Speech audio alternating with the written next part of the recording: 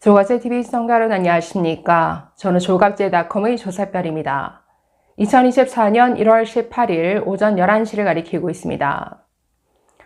새해 첫 달도 벌써 후반부를 향해 달려가고 있습니다. 자, 그런데 아직도 대통령의 신년 기자회견 소식은 없죠. 아무래도 안 할 모양입니다. 자, 최근 보도에 따르면 총선이 끝난 5월에 취임 2주년 맞이 기자회견을 할 것 같다라는 보도가 있었는데, 자, 기자들의 불만의 목소리가 높습니다. 무슨 기자회견이 비엔날레냐, 2년에 한 번씩 하게, 이런 조롱 섞인 반응들도 나오는데, 자, 지금 전 언론사가 사설을 통해서 신년 기자회견을 돌아가면서 촉구하고 있습니다. 정말 전례가 없는 일이죠. 아니, 언론사가 사설을 통해서 기자회견 왜 안 하느냐, 기자회견 제발 좀 하라, 이런 주문을 한다? 보지 못한 일입니다. 자, 한번 살펴보실까요? 최신 순서대로 한번 보겠습니다. 자, 첫 번째 경향신문 사설 제목 보시면 전국 돌며 선심 정책 던지는 윤 대통령, 신년 기자회견은 안 할 건가? 국민일보 여당에서 제기된 김건희 리스크 대통령이 풀고 가야. 자, 문화일보입니다. 김여사 문제 대통령이 직접 설명하는 게 그리 어려운가? 내용은 신년 기자회견 왜 안 하느냐? 자, 이 내용이었습니다. 자, 서울신문 윤 대통령 신년 기자회견으로 국민 소통 재개하길. 자, 동아일보 사설 윤 대통령 올해는 신년 기자회견 해야. 자, 중앙일보 대통령 신년 기자회견으로 소통과 대화 물고 트길. 자, 이 외에도 한겨레 신문은 제가 읽어드리지 않았습니다. 한겨레 신문도 마찬가지고 조선일보도 칼럼을 통해서 신년 기자회견 왜 안 하느냐, 이런 질문을 한 바 있습니다. 자, 그래서 거의 모든 언론사가 사설 또는 칼럼을 통해서 이 신년 기자회견을 촉구하고 있는데, 자, 지금 대통령실 지금까지 아무런 발표가 없는 걸 보면 안 하고 넘어갈 모양입니다. 정말 심각한 문제가 아닐 수 없는데, 저는 윤석열 대통령에게 2년 전 집사부 일체에서 했던 약속을 지키라 라고 좀 조언을 하고 싶습니다. 자, 윤석열이라는 사람이 처음, 그것도 공중파 SBS 집사부 일체라는 예능에 첫 출연했을 때 저는 정말 기억에 남습니다. 당시 윤석열이라는 사람이 참 친근하게 다가왔었죠. 직접 김치찌개를 끓이고 계란말이를 아주 능숙하게 하던 이 모습이 정말 참 인간미를 느끼게 하는 이런 모습을 엿볼 수 있었는데, 당시 이런 질문을 했었습니다. 윤석열이라는 사람이 대통령이 되면 꼭 이것만은 약속하겠다, 이것만은 꼭 해내겠다라는 것 두 가지만 좀 들어달라라고 질문을 받았는데, 당시 이렇게 답변했었습니다. 절대 혼밥하지 않겠다, 혼자 밥 먹지 않겠다. 두 번째는 절대로 국민 뒤에 숨지 않겠다라고 얘기를 했었습니다. 자, 당시 이렇게 말했었습니다. 자, 첫째, 대통령이 되면 점심, 저녁 시간에 혼밥하지 않고 국민 앞에서 숨지 않겠다라고 말했습니다. 밥을 같이 나눈다는 건 소통의 기본이 된다. 야당 인사, 언론인 또는 격려가 필요한 국민들과 늘 같이 밥을 먹으면서 소통하겠습니다. 필요하면 두 끼도 먹겠습니다.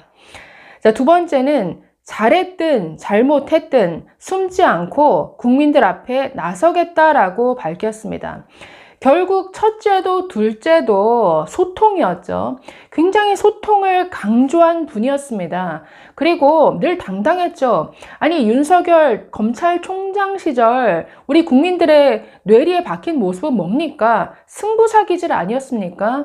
정면 승부를 펼치는 것, 그 상대가 대통령이든 추미애든 누구를 할지라도 숨지 않고 당당하게 맞서서 정면 승부를 벌이는 것, 이게 윤석열 대통령에게 열광했던, 어떤 국민들이 가장 열광했던 지점이었는데, 이 점에서 신년 기자회견 안 하고 꽁꽁 숨어버린 지금의 대통령의 모습 참 안타깝다라는 생각이 듭니다. 자, 최근에 SBS 라디오 김태현의 정치쇼라는 프로그램이 있는데, 자, 거기에 이재명 대표가 아니라 이재명 기자가 출연했습니다. 자, 이분은 한때 용산 대통령실에서 부대변인 일을 했었죠. 동아일보에서 오랫동안 정치부 기자를 했던 분입니다. 지금은 그 법률신문의 부사장으로 가 있는 걸로 알고 있는데, 자, 이분이 출연해서 이렇게 얘기를 했습니다. 당시 자신이 그 대통령실에 있을 때 100일 취임 기념 그 기자회견을 했었다라는 것이죠. 당시 대통령도 아주 적극적으로 기자들과 소통했고 끝난 이후에도 반응이 굉장히 좋았다라고 합니다. 자, 그래서 지금 여태까지 기자회견을 안 하는 게 참 답답하다, 했으면 좋겠다라고 하면서 이렇게 얘기를 했습니다. 대통령이 되고 나서 가장 한 일, 대표적인 게 용산 이전이었다.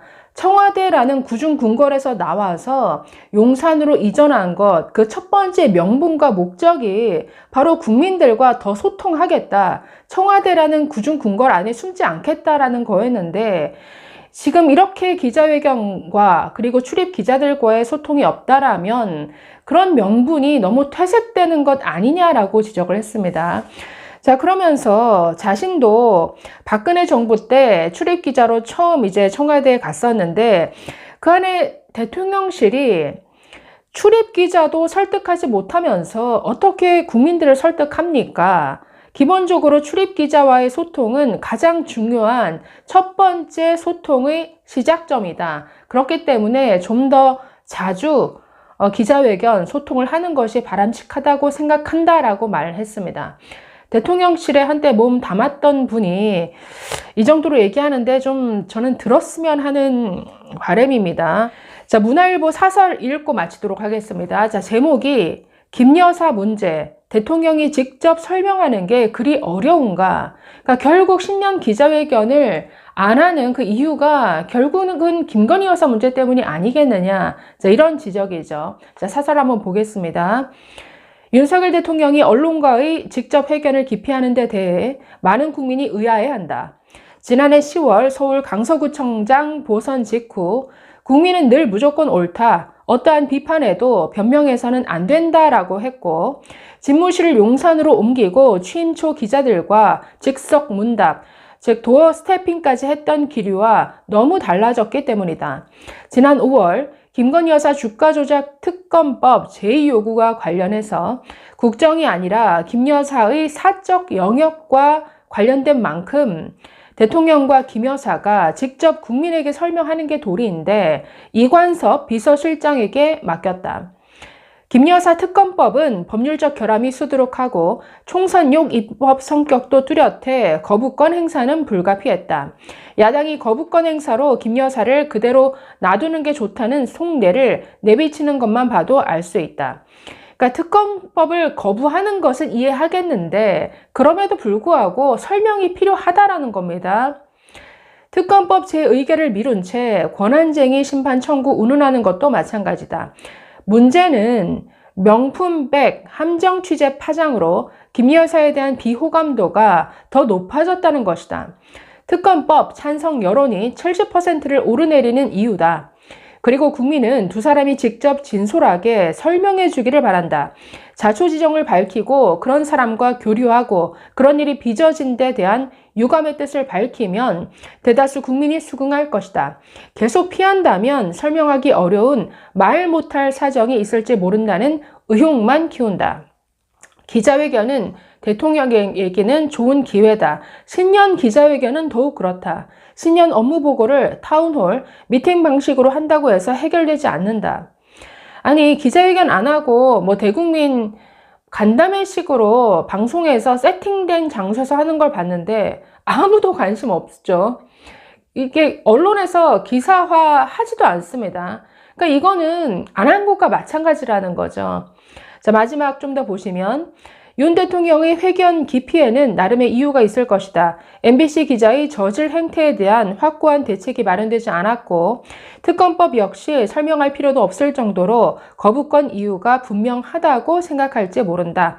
그러나 정치는 법 집행과 다르다. 제2부속실 신설이나 특별감찰관 임명보다 국민 정서를 보듬는 일이 더 절실하다. 무엇보다 대통령의 기자회견은 선택이 아닌 의무다.